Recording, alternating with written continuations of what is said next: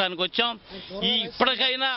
ఇప్పటికైనా ఈ విషయాన్ని స్పందించి కేంద్ర రాష్ట్ర ప్రభుత్వాలు ఈ రైతులు కోరే డిమాండ్లు సవ్యమైన న్యాయమైనటువంటి బద్ధమైనటువంటి డిమాండ్లు పరిష్కరించి ఈ ఆమరణ నిరాహార దీక్ష చేస్తున్నటువంటి చంద్రబాబు నాయుడు గారిని అట్లాగే రామనాయుడు గారిని ప్రాణాలను కాపాడవలసిందిగా మేము రాష్ట్ర ప్రభుత్వాన్ని కేంద్ర ప్రభుత్వానికి విజ్ఞప్తి చేస్తున్నాం. అలా చేయని పక్షంలో ఈ ఉద్యమాన్ని జాతీయ స్థాయిలో తీసుకెళ్లి మేము ఈ మా రైతుల సవ్యమైన కోరికను తీర్చే వరకు కూడా ఈ ఉద్యమం సాగుతుందని నేను రాష్ట్ర ప్రభుత్వానికి ఈ రకంగా మేము హెచ్చరిస్తున్నాం.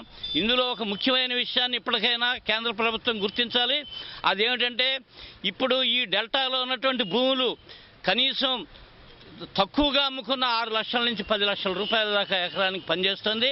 ఒక ఎకరం అమ్ముకుని దాన్ని బ్యాంకులో వేసుకుంటే సంవత్సరానికి 50,000 రూపాయలు వడ్డీ వస్తుంది.